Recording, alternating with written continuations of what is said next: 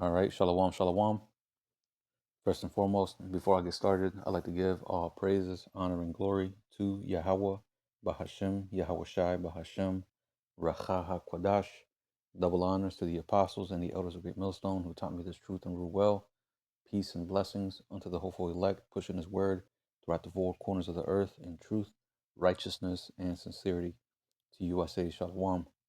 This is the brother Yeshaya coming at you again through the spirit and power of Yahweh Bahashem Yahweh Shai. In this lesson, I'm pretty much going to entitle it "Persecution Would Come Upon Those That Fear the Lord." Okay, and we understand, this is the case. It's prophesied that these things will happen. You know, but pretty much going to go over this real quick. Nothing too long, but Lord willing, this will be edifying. Because we understand that these days, are getting cut short. The enemy is making moves. He's setting up. You know, he's setting up legislation and um, pretty much setting it up to where preaching the Bible is going to be against the law, right? Claiming that you're a Hebrew Israelite and that you descend from the 12 tribes of the nation of Israel is going to be deemed hate speech, right? Because of the small hats that's over there, right? They're going to, they're going to make a whole commotion about it to the point where it's going to be against the law, to speak the truth. It's going to be against the law, to speak against the status quo. What I mean by that is the government, and what they got, uh, um, and their agenda as far as what they're going to push, which we understand they're going to roll out the MOTB, right? Where you're going to have to bend the knee, so to speak, um, to this system, meaning you're going to have to agree, you're going to have to give up your rights. You're going to have to submit, right, to this new world order that they have in mind. But we understand that according to prophecy that there's going to be a group of people, the elect, which are going to stand up against this new world order, right? They're not going to take the MOTB, right? They're going to speak against it and at the same time return back to the Lord, right? In sincerity and in truth. So, and, I just want to add another thing, um, like I said in the beginning, these things will come. We understand that prophecy states that persecution will happen. But in the midst of that, we understand that divine intervention is going to take place to where the Lord's going to protect his elect, right? So with that, let's go ahead and jump right into this thing. We're going to start off with 2nd Ezra 16 and verse 67. It says, Behold, the Most High himself is the judge. Fear him. Leave off from your sins and forget your iniquities. To meddle no more with them forever, so shall the Most High lead you forth and deliver you from all trouble, right? So, as it says, right, you gotta fear the Lord. That's the main thing. The scriptures go into in um, Psalms 111, right? The fear of the Lord is the beginning of knowledge, right? Was it Proverbs? Um, I believe it's the first chapter. And it goes into how the fear of the Lord is the beginning of wisdom, right? So that's the main thing that Jake has to, you know, get wrapped around their mind is you got to fear the Lord above all else, right? Fearing Esau, fearing, what man can do, because the scriptures go into that. Fear not man, right? Let me get that.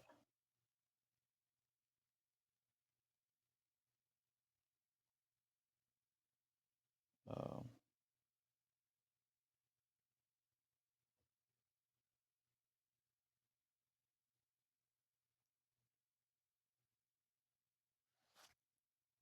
Bear with me.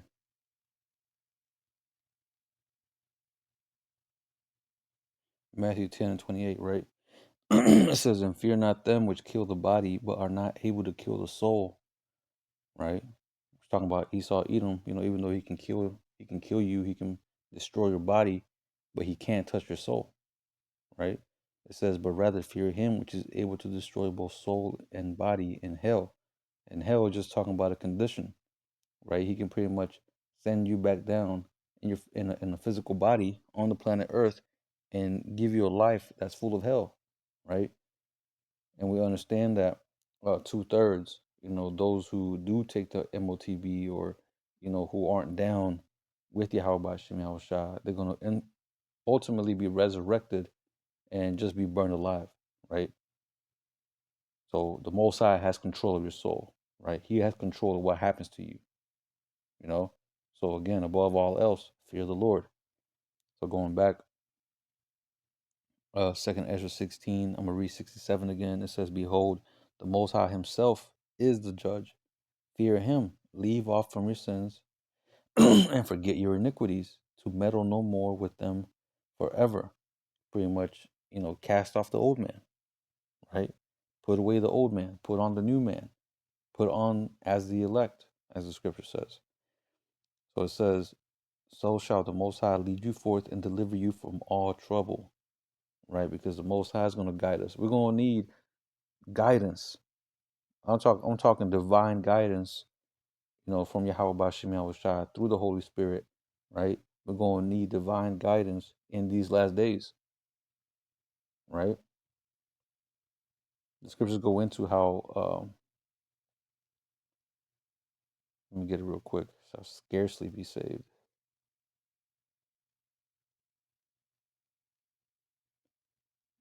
Uh,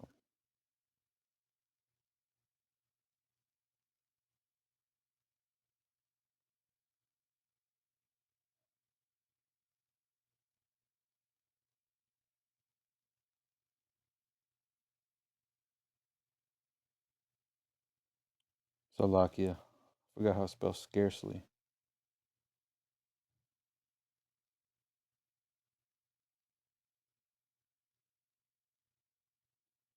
Right here. 1 Peter 4:18. And if the righteous scarcely be saved, where shall the ungodly and the sinner appear? Right? Because judgment is coming. Right? When you read verse 17, as a matter of fact, I'm gonna read it. For the time has come that judgment must begin at the house of the Most High. And if it first begin at us, what shall the end of what shall the end be of them that obey not the gospel of the Most High? Right? Meaning judgment is going to first start with those that believe in Yahweh Bashim Shai, right? But we understand that a greater and more graver judgment is going to come upon those who don't believe, right? But it says, verse 18, and if the righteous scarcely be saved, where shall the ungodly and the sinner appear? Right? Because the righteous are going to scarcely be saved, they're going to barely make it out of the skin of the teeth, right? The rest of 2/3, they're gonna be, they're gonna be trampled down. They're gonna be shot down. They're gonna be, they're gonna die of famine. They're gonna die of thirst. There's gonna be so much death and destruction that's gonna happen, right? And also the persecution. That's where we're going into, the persecution, uh, uh, uh, which is gonna come down upon all Israel, but mainly upon those that fear the Lord, right? But let's go back. Second Ezra 16 and verse 68. For behold, the burning wrath of a great multitude is kindled over you, and they shall take away certain of you. Right? That multitude is talking about all those who pretty much hate us, those that are against us, right? Which is majority of the people, the Esau, Edom, right? The heathen, 2/3. This is talking about them, that multitude that's gonna be, you know, they're gonna be frothing at the mouth, right? They're gonna be, you know, angry at, for whatever the reason is gonna that Esau is gonna bring up, whether it's, that blaming us, making us, holding us responsible for, the judgment that's gonna be happening on the planet Earth, right? And the fact that the truth is out, and these heathen, no, I mean these Edomites, once the truth is out, and everybody knows the truth, that, the the Bible that Yahushua, or Jesus Christ, whom the Bible speaks of, is actually a so-called black man, and that the Most High is also a so-called black man, and that the chosen people of the Lord or so-called blacks, Hispanics, Native Americans, they're gonna bug out, man. Right now, people don't believe, they can't see the fact that we are the Lord's chosen people. But once it's evident, these people are gonna bug out because they're gonna see that what they've done is far beyond remedy. So they're gonna double down, right? And like I said, Esau's gonna use his excuses, his propaganda machine, to bring up some false accusation, holding us responsible for some type of, you know, T-Rex attack or whatever, man, right? The scriptures go into how we're not ignorant of Satan's devices, right? So we understand the type of the manner of person and the manner of character that Esau is, right? But it says, and the Lord, he had us, he's shown us things, he made us privy of, you know, what this man has as far as, or what this man does, his tactics, right? His weaponry, you know. Now we understand that he has advanced weaponry, hidden somewhere, but the point remains is that he's going to come down with everything he's got, right? But he's going to stir up some false accusation, to kindle that anger against us. But it says, and they shall take away certain of you and feed you, being idle with things offered unto idols. And that's going to be whenever they take us to these concentration camps or these FEMA camps, right? Or these, what they call it, detention centers, right? And they're going to tell you, oh, we're going to have to re educate you. You're going to have to go through a re education program, right? Where you're going to have to relearn all these things. You're going to have to, unlearn what you learned. Like they used to do to Gad. Um, uh, Way back then, whenever they built those indoctrination schools, and they said, "Oh, uh, kill the Indian but save the man." That's essentially what they're going to try to do, right? And as it says, verse 69, and they that consent unto them shall be had in derision and in reproach and trodden underfoot. So even if you consent unto them, right, they're going to have you in derision, right? Meaning you're gonna be made a joke, right? Because at the end of the day, all they want to do is have you submit. Want you to denounce the Lord. They want you to do that and take the MOTB. That's gonna be it, right? This man, he's gonna show no mercy in these last days, right? Where he might have it to where even if you take it, he'll still off you, right? Just to make sure you don't get a slot in the chariot.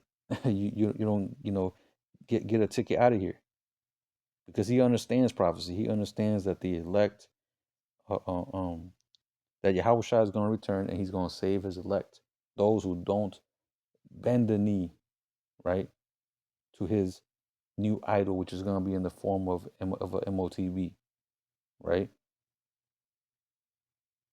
Which, if you don't take it, then he's going to ostracize you, make it to where make your life so difficult and so hard to where you can't buy groceries, you can't operate, you won't be able to live, which is essentially sentencing you to death, right? But anyway, um, but but but my point being is that many people are going to consent, right? But we understand that the elect are not. But it says, verse 70, for there shall be in every place and in the next cities a great insurrection upon those that fear the Lord, right? So they're going to be searching, they're going to be on the hunt, right? For those that fear the Lord, they shall be like madmen sparing none, but still spoiling and destroying those that fear the Lord. So there's going to be some of us that's going to be made martyrs, right? But still, there's going to be some that's going to escape. Because the Lord, like I said, the Lord always, has it to where, you know, um, some of the elect might be put to death, but that them being made martyrs is a morale boost unto others that hear or witness, these their deaths, right? And as it says, let me see, verse 70, for there shall be in every place and in the next cities a great insurrection upon those that fear the Lord. They shall be like madmen, sparing none, but still spoiling and destroying those that fear the Lord. For they shall waste and take away their goods and cast them out of their houses. Right? So they're going to be kicking down doors, going house to house, right? It says, then shall they be known who are my chosen. Hey, or they might not even go to house. They might have, people already, on a list, and they're just going to direct addresses, knocking on your door because they know who we are. They watch our videos. They have us, tagged or marked in some book or some list, right? So when the time comes and lights go out, boom, they come and roll on us. But that shouldn't give us fear because, like I said, the Most High is gonna uh, uh, uh, pretty much intercede in these times, right? We're gonna see the Lord work. We're gonna see the power of Yahweh Bashem Yahushua, right? The same power that our forefathers saw deliver them out of Egypt, right? Even the same power that delivered the children of Israel, during in the book of Esther, right? From that demon Haman. And as a matter of fact, I'm gonna go to that. But first, let me finish this out. It says, let me see, verse 73. It says, then shall they known. Oh, verse 72. For they shall waste and take away their goods and cast them out of their houses. Then shall they be known. Then shall they be known who are my chosen, and they shall be tried as the gold in the fire. Right. Um. That's pretty much it. So again, then shall they be known who are my chosen. Right. So in these last days, we're going to see because everybody's faith is going to be put to the test, and those who remain, those who endure to the end, the same shall be saved. Right. So let's go to the book of Esther. Esther 3 and 8. Right. This is going into the account of Haman and how he was talking or pleading unto King Xerxes, um, to pretty much eliminate the Israelites, right? And Haman was a Edomite, you know, FYI, right? But Esther 3 and 8 it says, and Haman said unto the king Ahasuerus or Xerxes, there is a certain people scattered abroad and dispersed among the people in all the provinces of that kingdom, and their laws are diverse from all people. Neither keep they the king's laws. Um, Therefore, it is not for the king's profit to suffer them. Right. So in this same spirit, the these I guess the elite, I should say, right? They're gonna come in that same fashion, right? They're gonna cause they're gonna put blame upon us, right? They're gonna accuse us of certain things, even though all we're doing is preaching the Bible, right? Preaching righteousness, but they're gonna paint us as being the bad guys, man. The same thing here, because they're gonna create certain laws. The scriptures go into how they're gonna make how's it go? Um, make a man an offender for a word.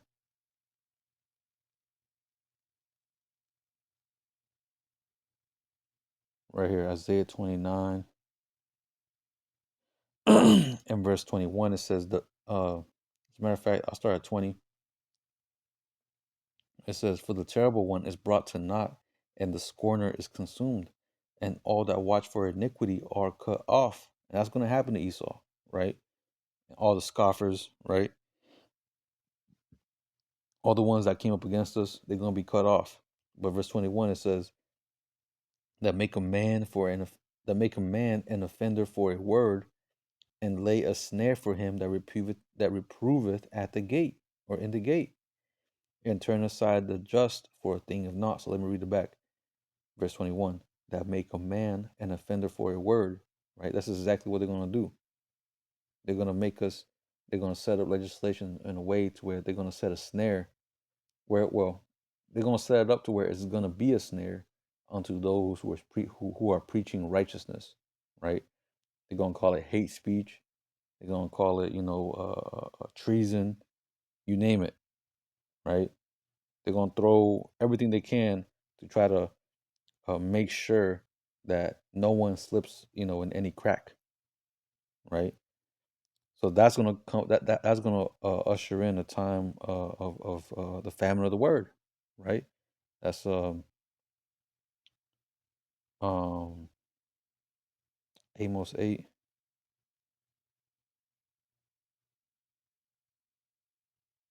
verse 11. It says, "Behold, the days come," saith the Lord power, "that I will send a famine in the land, not a famine of bread, nor a thirst for water, but of hearing the words of the Lord. And they shall wander from sea to sea, and from the north even to the east, and they shall run to and fro to seek the word of the Lord, and shall not find it." So you ain't gonna find us in no platform on the streets, right? We ain't gonna be accessible. This truth is gonna be removed from the earth, so to speak. Verse 13, "In that day shall the fair virgins and young men faint for thirst." It's right, because they're gonna be, wandering around, right? Trying to find the prophets, but you ain't gonna find us. So going back, um, where was I? Esther, right? Uh, well, I think that was it for that, right? Oh, verse 9, right? It says, Esther 3 and 9, "If it please the king, let it be written that they may be destroyed," right? So this devil wanted the whole nation to be destroyed, right? And then that same spirit, Esau is coming in that same spirit again. He's going to try to destroy the nation of Israel, right? Because we're going to become a nuisance unto him, right? Because again, he understands that he's at his end, right? He understands that the next rulership or the next kingdom to come is going to be run by the Israelites, where he's going to be in servitude, and that's his biggest nightmare. But continuing on, it says, "And I will pay 10,000 talents of silver to the hands of those that have the charge of the business, to bring it into the king's treasuries." So that's pretty much the point, right? That's pretty much the point. Now let's get this, because like I said, the Lord's going to deliver, man. The Lord's going to protect us in these times. This is Job 5. He ain't going to live us. He ain't going to, bring us this far just to, leave us out there to dry, right? This is Job 5 and verse 19. It says, "He shall deliver thee in 6 troubles, yea, in 7 there shall no evil touch thee. In famine he shall redeem thee from death." Right? So the elect ain't gonna be touched with the famine. We might go, you know, we might not be able to eat, what we normally eat, the chicken, what I'm saying, the fries, the burgers, we ain't gonna be eating, like that. We might, have to, you know, skimp out, measure out our meals a little bit, but hey, the elect are gonna be eating, man. It says, "And in war, from the power of the sword," right? Because it's gonna be war. It's gonna be civil war. It's gonna be a race war. It's gonna be, Esau persecuting the prophets, sending out his super soldiers, sending out his robot dogs, man. You name it. It's gonna be crazy. It's gonna be all hell here in America. But it says, "Thou shalt be hid from the scourge of the tongue, neither shalt thou be afraid of destruction when it cometh." Right? You know, Esau's gonna come with his slander. Esau's gonna come, with his bullshit, but that's not gonna phase us because we got the truth. Right? We know the Lord is gonna protect us. But it says, "Neither shalt thou be afraid of destruction when it cometh." Right? When destruction comes, whether it's natural disasters, whether it's you know bombs or whatever, we're gonna be good. Verse 22, it says, "At destruction and famine thou shalt laugh." The Most High is going to cause us, allow us to have moments of joy, have moments where we're going to be at peace, have moments where we're going to be, rejoicing at what we see. It says, neither shalt thou be afraid of the beasts of the earth, right? So the beasts are going to be aligned with us, right? It says, verse 23, for thou shalt be in league with the stones of the field, and the beasts of the field shall be at peace with thee, right? So bears, lions, all these animals are going to come out, and they're going to be devouring people. Newly created beasts are going to be out here too, right? But the Lord's going to protect us from all of that, you see? But anyway, that was pretty much it. That was all I had.